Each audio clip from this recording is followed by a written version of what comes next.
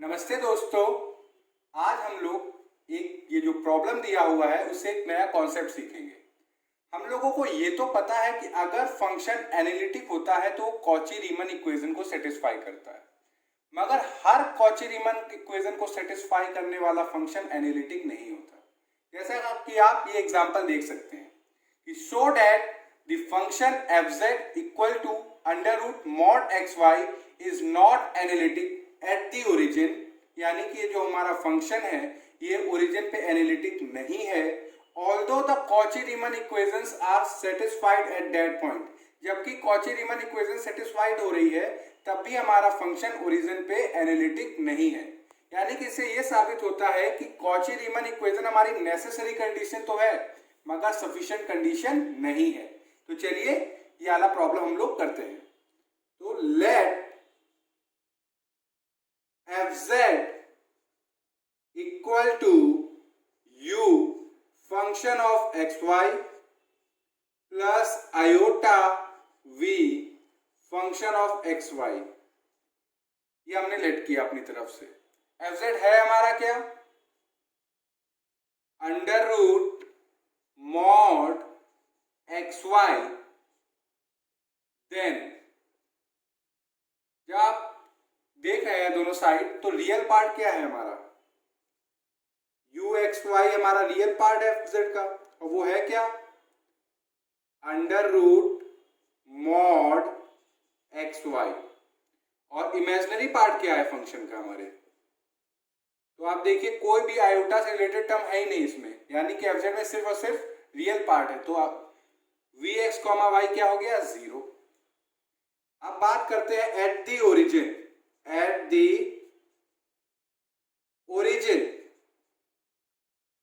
the origin we have, अब क्या करेंगे हम लोग, पार्शियल डेरिवेटिव करेंगे by the definition of limit, यानी कि डेबर u अपॉन डेबर x equal to limit x tends to 0।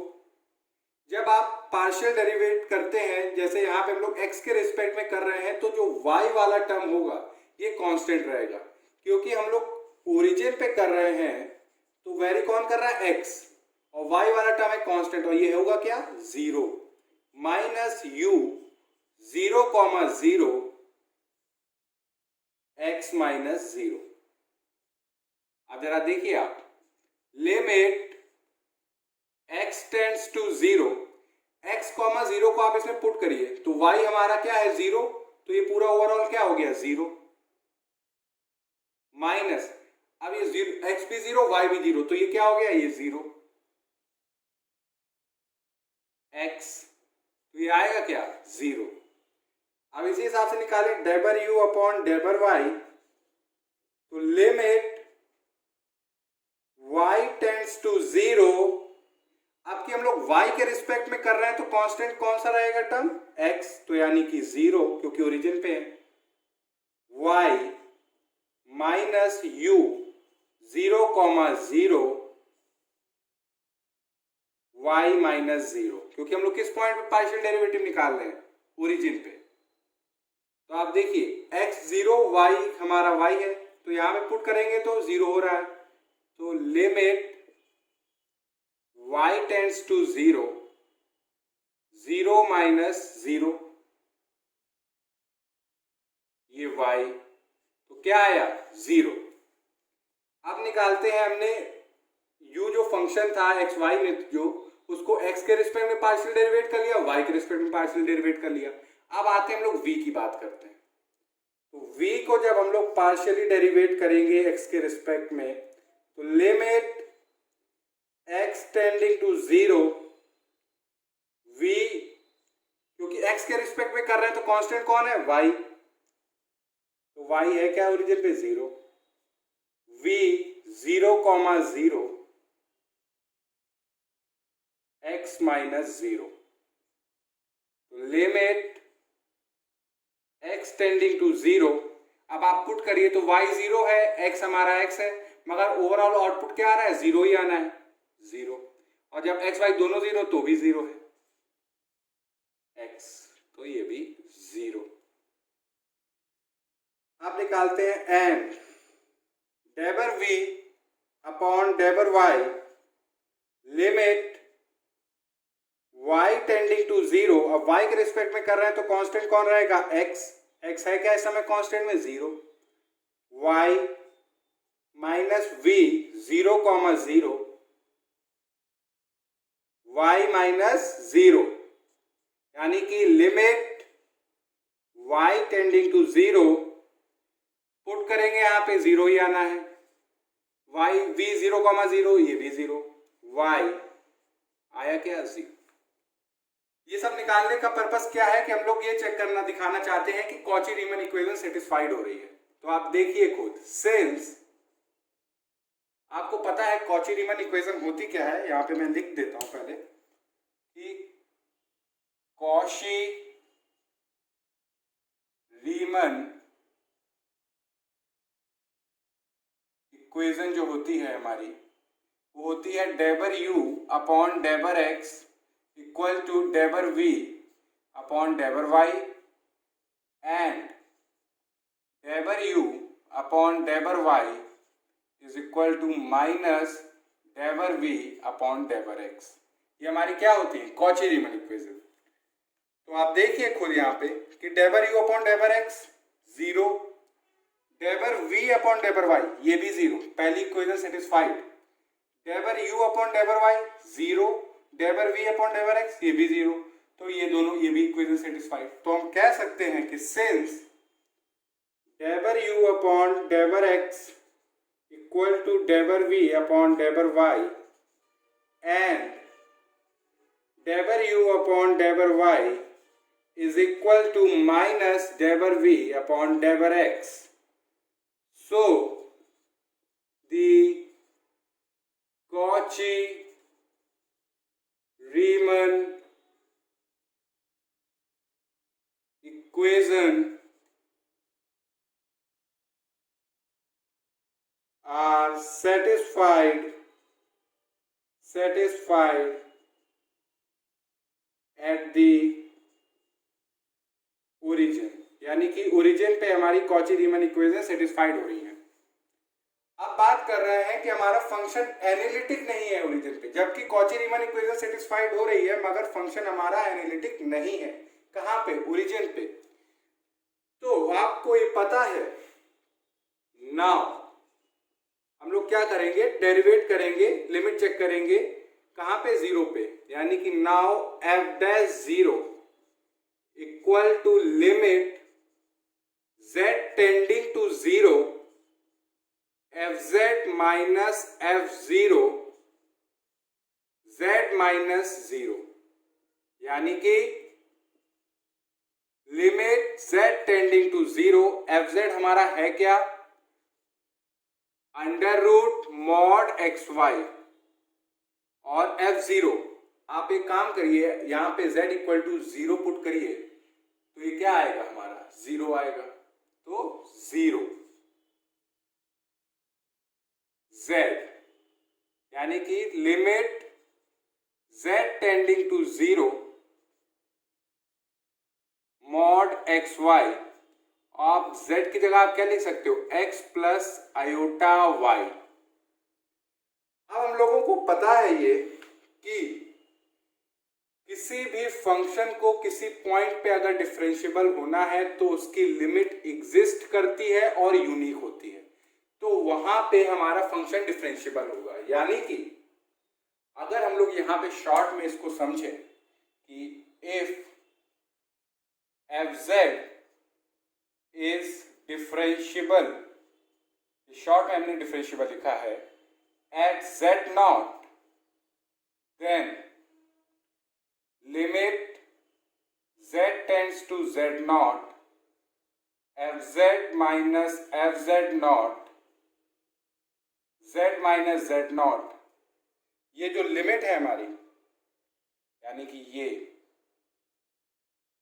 Limit जो हमारी दी हुई है ये एग्जिस्ट करे, शर्त देखिए आप, एग्जिस्ट फाइनाइटली प्लस यूनिक होनी चाहिए। इस वर्ड पे फोकस करिए आप, यूनिक, यानी कि अगर किसी फंक्शन को किसी पॉइंट पे डिफरेंशिएबल होना है तो उसकी लिमिट एग्जिस्ट करे फाइनाइटली और वो लिमिट हमारी यूनिक होनी चाहिए। तो अगर हम किसी प्रकार ये दिखा दें कि ये जो लिमिट है ये यूनिक नहीं है, यानी कि वेरी कर रही है, चेंज हो रही है, अगर हम लोग डिफरेंट डिफरेंट पाथ ले रहे हैं, यानी कि अगर हम लोग यहाँ से अगर इस वे से इसको क्या कहते हैं डिफरेंशिएट करें, या इस वे से डिफरेंशिएट करें, या इस वे से डिफरेंशिएट करें, या इस वे से डिफरेंशिएट करें, और हर जो जो पास से हम लोग आ रहे हैं और हर पास से हमें अलग अलग वैल्यू मिल रही है, यानी कि यहाँ से कुछ और, यहाँ से कुछ और, यहाँ से कुछ और, यहाँ से कुछ और, तो यानी कि यूनिक नहीं रहेगी हमारी वैल्यू, तो हमारा वो फंक्शन डिफरेंशिएबल भी नहीं रहता है। तो अब यहाँ पे हम लोग क्या करेंगे कि सपोज, क्योंकि आला मार्कर थोड़ा लाइट चल रहा है, suppose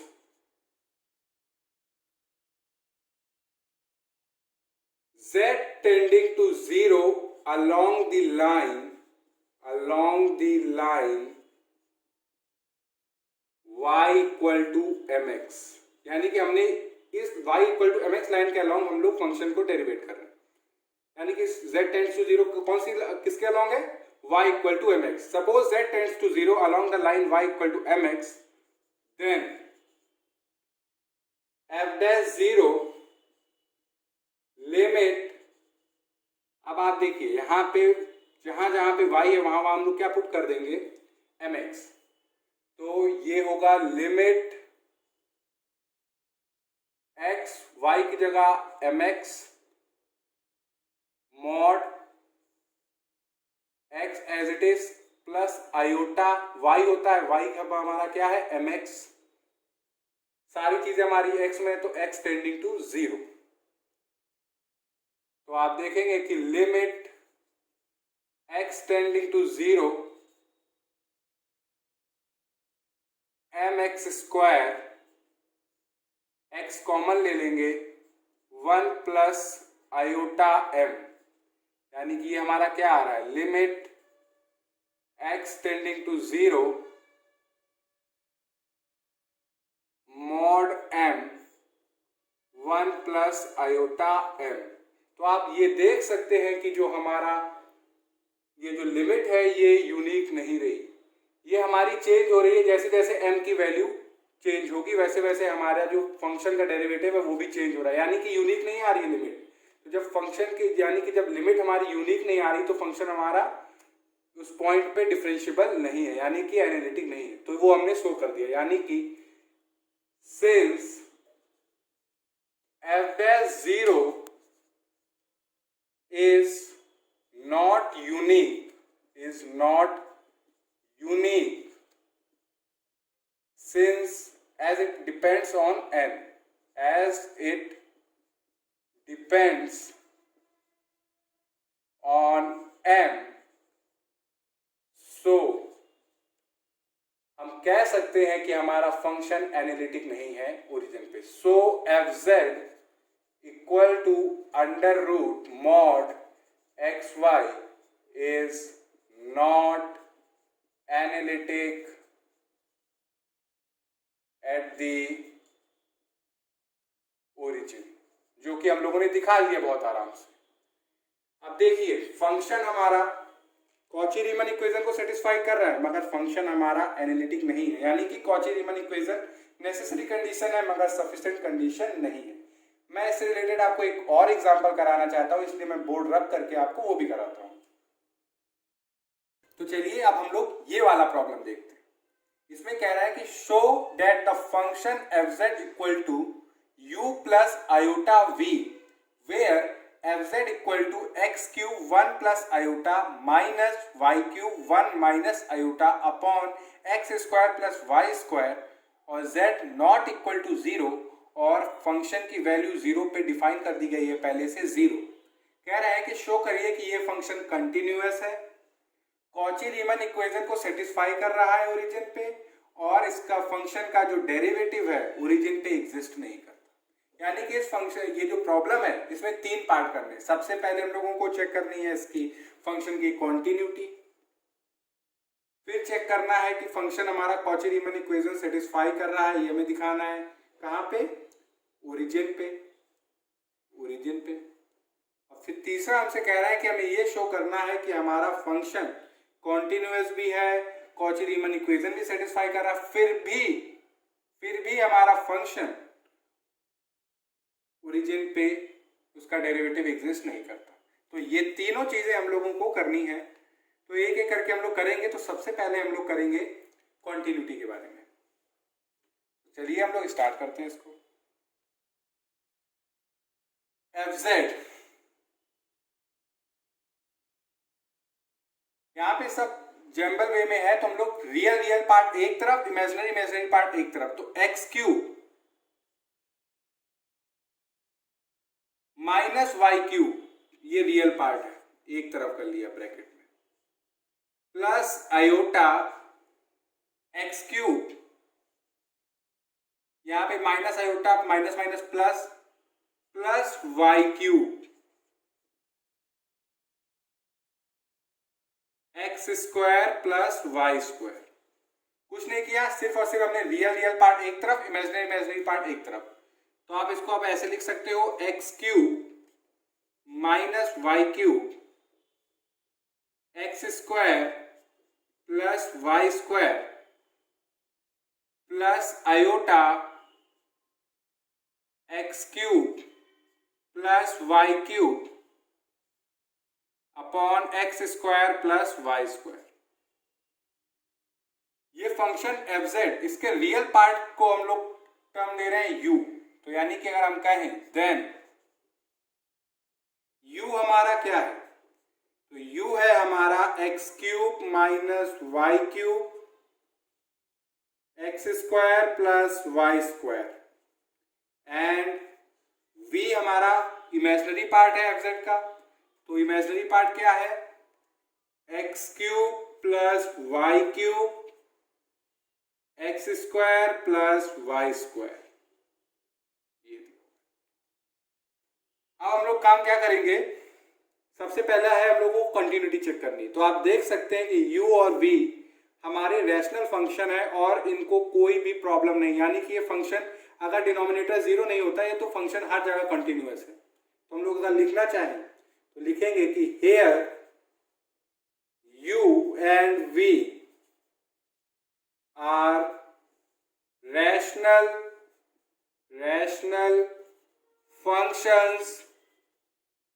functions of x and y with non-zero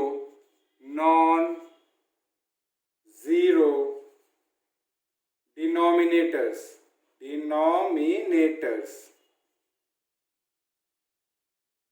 Therefore u and v are continuous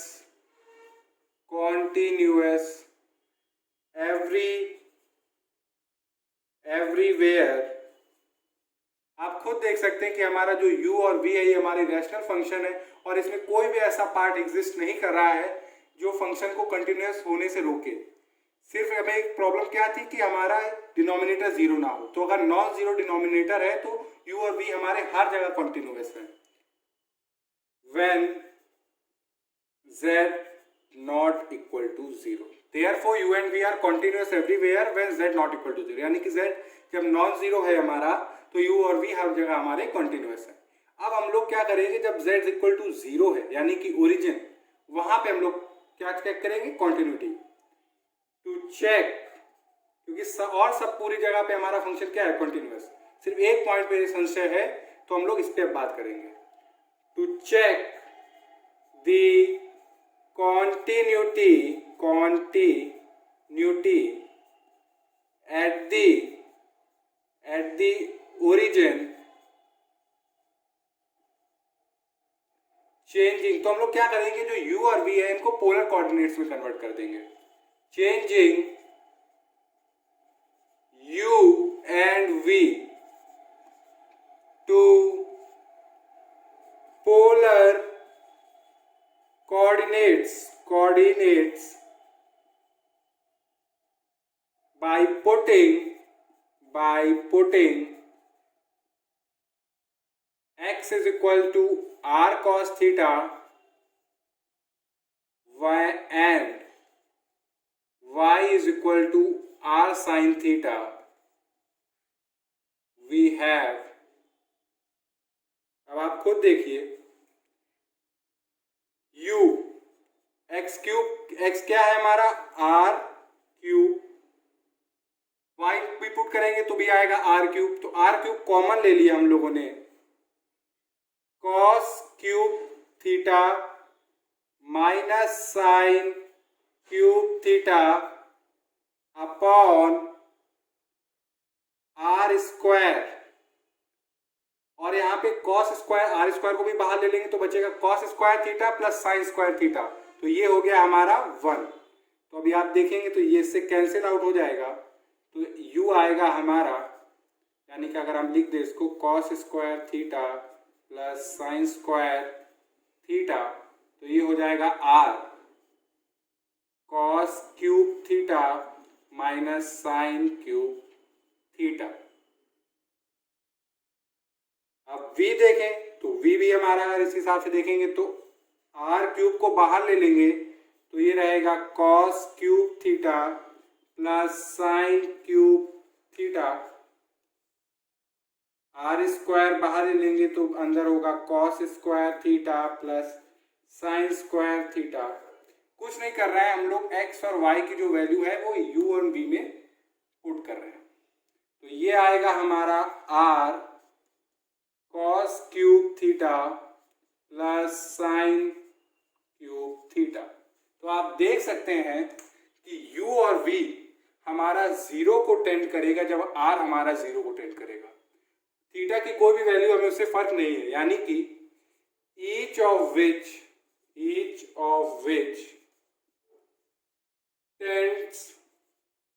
tends to 0 as r tends to 0, whatever may be the value of theta। और हम लोगों को ये भी पता है कि फंक्शन में दिया हुआ है, यानी कि क्वेश्चन में, कि also we have f0 equal to 0। तो हम कह सकते हैं कि लिमिटिंग वैल्यू और फंक्शनल वैल्यू अगर फंक्शन की सेम होती है तो वो फंक्शन उस पॉइंट पे कंटिन्यूअस होता है। यानी कि कहने का मतलब ये है कि limit x tending to a fx equal to fa है, तो यानी कि ये जो लिमिटिंग वैल्यू है और ये जो फंक्शनल वैल्यू है, ये जब दोनों सेम होंगी तो हमारा फंक्शन उस पॉइंट पे कंटिन्यूअस होगा। तो अगर आप देखें तो हमारा u और v, यानी कि अगर लिखें since functional and limiting values of u and, रब कर देते हैं, of u and v are same at the origin, fz is continuous at the origin। तो यानी कि हमारा जो फंक्शन है, जो हम लोगों को डर था कि z इक्वल टू 0 पे कंटिन्यूअस होगा कि नहीं, तो ये भी हम लोगों ने चेक कर लिया कि हमारा फंक्शन z इक्वल टू 0 पे भी कंटिन्यूअस है। तो हम कह सकते हैं कि hence fz is continuous for all values of z। तो इसी के साथ हम लोगों ने ये तो पहला पार्ट तो प्रूव कर दिया कि हमारा फंक्शन हर जगह कंटिन्यूअस है। अब हम लोग ये चेक करेंगे कि कॉची रीमन इक्वेशन सेटिस्फाई है एट दी ओरिजिन। तो मैं इसको बोर्ड को रब करके यहां से अब स्टार्ट करूंगा, क्योंकि पहला पार्ट हम लोगों का कंप्लीट हो गया है। तो चलिए अब हम लोग ये शो करेंगे कि कॉची रीमन इक्वेशन सेटिस्फाइड हो रही है एट दी ओरिजिन। तो फिर से now at the origin we have we have, सबसे पहले हम लोग डेबर यू अपॉन डेबर एक्स निकालेंगे। फिर से वही limit x tending to zero, x के रिस्पेक्ट में कर रहे हैं तो वाई हमारा कांस्टेंट है जीरो, और वाई हमारा क्या है zero. You 0,0 x minus zero. अब आप यू एक्स कॉमा जीरो को यहाँ पे पुट करिए, वाई जीरो खत्म, बचा क्या x cube upon x square, तो इससे कट गया तो बचा एक एक्स। तो यानी कि अगर हम लिखे limit x tending to zero x, और ये जब दोनों एक्स और वाई जब दोनों जीरो तो पूरा क्या आएगा जीरो एक्स, तो ये आया हमारा 1। अब यहां पे देखें डेबर यू अपॉन डेबर y, limit y tending to zero, आपकी y के रिस्पेक्ट में कर रहे हैं तो x हमारा क्या रहेगा constant, u 0,0 y minus zero, limit y tending to zero. अब आप पुट करिए 0,y, ये जीरो x क्योंकि x है नहीं, बचा क्या minus y cube upon y square, तो एक कट गया तो बचा minus y minus zero y minus 1।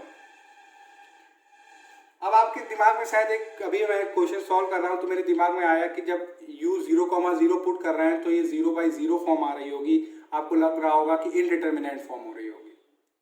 मगर अगर आप देखें कि क्वेश्चन में ये कंडीशन दे रखी है कि f0 = 0 है, तो ये क्वेश्चन में मान के चलना है कि जब फंक्शन की वैल्यू पे z = 0 है तो वो क्या दे रहा है, 0 दे रहा है। इसलिए अभी हमने सॉल्व किया तो मेरे दिमाग में रियलाइज हुआ कि जब 0 को हम पुट कर रहे हैं तो ये 0/0 होगा, तो इनडिटर्मिनेंट फॉर्म। मगर ये क्वेश्चन में दिया हुआ है कि f0 = 0 है, तो उसका यूज कर रहे हैं।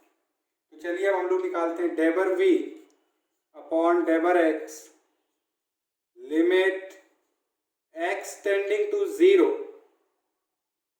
x के रिस्पेक्ट में कर रहे हैं तो y तो constant, v 0,0 x minus zero, तो limit x tending to zero, v x, 0 यहाँ पे आइए, y तो जीरो बचा, x cube upon x square वो x, ये हमारा v 0,0 0 x, तो ये आया 1। एंड डेबर v अपॉन डेबर y, limit y tending to zero, y के रिस्पेक्ट में कर रहे हैं x रहेगा हमारा कांस्टेंट, तो ये क्या रहेगा यहाँ पे y माइनस v 0,0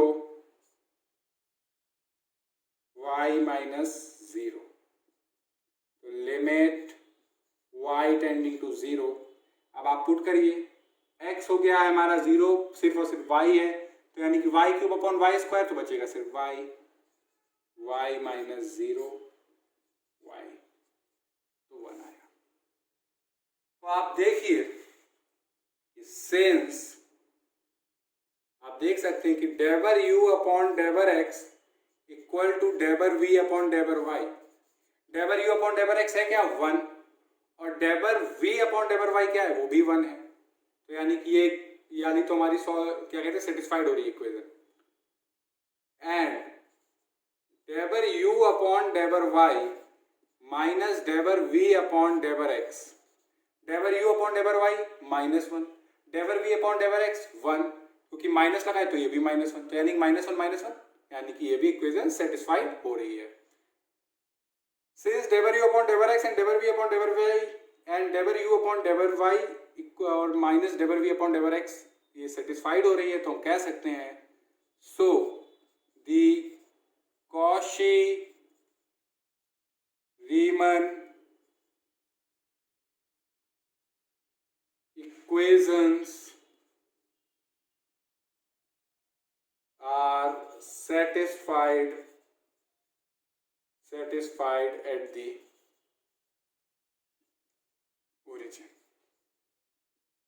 ओरिजिन पे हमारी कॉची रीमन इक्वेशन सेटिस्फाइड हो रही है और इसी के साथ हमने ये भी प्रूव कर दिया, ये वाला पार्ट। अब ये है कि कॉन्टिन्यूअस भी है फंक्शन, कॉची रीमन इक्वेशन भी सेटिस्फाई कर रहा है, तब भी हमारा फंक्शन ओरिजिन पे क्या कहते हैं, डिफरेंशिएबल नहीं है, एनालिटिक नहीं है। तो बोर्ड रब करके मैं आपको अभी थर्ड वाला पार्ट भी समझाता हूँ। तो चलिए अब हम लोग ये जो हमारा प्रॉब्लम है इसका थर्ड पार्ट करते हैं, यानी कि we have f dash 0 equal to limit z tending to 0 fz minus f0 z minus 0। अगर हमारा डेरिवेटिव एग्जिस्ट नहीं कर रहा है तो उसका जो लिमिट है, यानी कि ये जरूर या तो फाइनाइटली एग्जिस्ट नहीं करेगी या तो यूनिक नहीं है। तो चलिए हम लोग चेक करेंगे इसको। तो limit z tending to 0, fz है क्या हमारा x cube minus y cube plus iota x cube plus y cube x square plus y square, ये हमारा न्यूमरेटर में माइनस 0 दिया हुआ है वैल्यू, बड़ा सा अपॉन और ये z, और z है क्या लिख सकते हैं, x plus iota y minus 0। तो ये जो हमारा फंक्शन है अब ये हो गया लिमिट z टेंडिंग टू 0, इसको हम लोग लिख रहे हैं x cube minus y cube iota x cube plus y cube,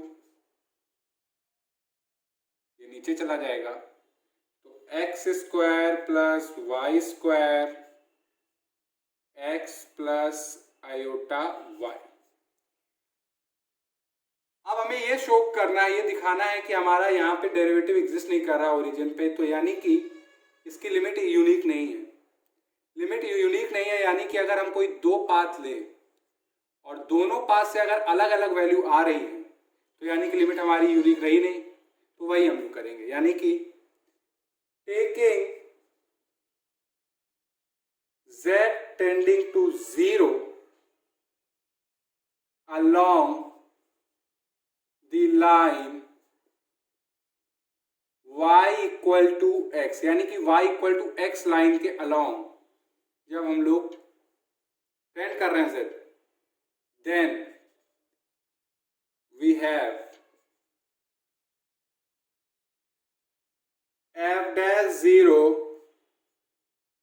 limit z tending to 0, जहां जहां y है वहां वहां आप x पुट करिए। अब तो x cube minus x cube plus iota x cube plus x cube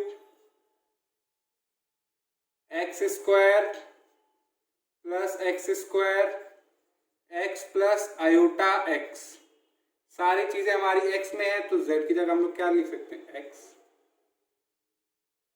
ये तो हो गया 0, ये 2x cube iota 2x square, x यहां से कॉमन हुआ तो 2x cube 1 plus iota, 2x cube से 2x क्यूब कट गया, आयोटा 1 प्लस आयोटा, ये वैल्यू आई। इसको अगर थोड़ा सा सिंप्लीफाई करें तो iota 1 plus iota 1 minus iota से ऊपर नीचे मल्टीप्लाई कर दीजिए तो आएगा आयोटा माइनस आयोटा स्क्वायर, यानी कि प्लस 1 प्लस 1 2, यानी कि अगर हम लोग y equal to x line के अलॉन्ग जा रहे हैं तो हमारे डेरिवेटिव की वैल्यू आ रही है 1 प्लस आयोटा बाई 2। अब काम करते हैं, हम लोग चलते हैं रियल एक्सिस लाइन के अलॉन्ग जाएंगे अब हम लोग, यानी कि एक दूसरा पाथ लेते हैं। Again taking z tending to 0 along the line y equal to 0, then we have, यानी कि y equal to 0 यानी कि रियल एक्सेस लाइन के अलॉन्ग हम लोग जा रहे हैं। किसके अलॉन्ग? रियल एक्सिस लाइन के अलॉन्ग। तो एफ डैश जीरो लिमिट बाद में पुट करेंगे, सबसे पहले y इक्वल टू 0 पुट करेंगे यहाँ पे, तो ये रहेगा x cube minus 0 plus iota x cube plus y cube है, हमने 0, x square plus 0 x plus iota y 0, सारी चीजें x में तो लिमिट x टेंडिंग टू 0, तो ये होगा हमारा limit x tending to 0, x cube common ले लेंगे तो ये आया 1 प्लस आयोटा, यहां पे देखें तो एक्स स्क्वायर और ये x, तो एक्स क्यूब से ये कट गया तो ये आया 1 प्लस आयोटा वैल्यू आई, यानी कि जब y इक्वल टू 0 लाइन के अलॉन्ग जा रहे हैं तो हमारी वैल्यू आ रही 1 प्लस आयोटा, और जब y equal to x line के अलॉन्ग जा रहे हैं तो हमारी आ रही 1 प्लस आयोटा बाई 2, तो यानी कि अलग अलग वैल्यू आ रही है, यानी कि since f dash 0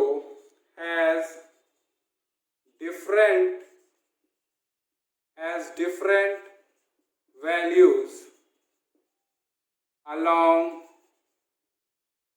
two different paths, so यानी कि ये तो यूनिक रही नहीं लिमिट, यानी कि जो डेरिवेटिव है ये तो यूनिक रहा ही नहीं at origin, so f dash 0 is not unique at the origin, hence हम कह सकते हैं कि f dash 0 does not exist. तो आज हम लोगों ने दो प्रॉब्लम करी, और ये जो थर्ड प्रॉब्लम है इसको भी बहुत ध्यान से पढ़ा। इसमें ये एक चीज हम लोगों ने आज सीखी कि अब जरूरी नहीं है कि अगर कोई फंक्शन कॉची रीमन इक्वेशन को सेटिस्फाई कर रहा हो तो वो एनालिटिक भी हो। तो आज हम लोगों ने दो प्रॉब्लम करी। अगर आपको इनमें किसी में भी कोई प्रॉब्लम हो तो आप कमेंट सेक्शन में लिख के बताइएगा। Thank you.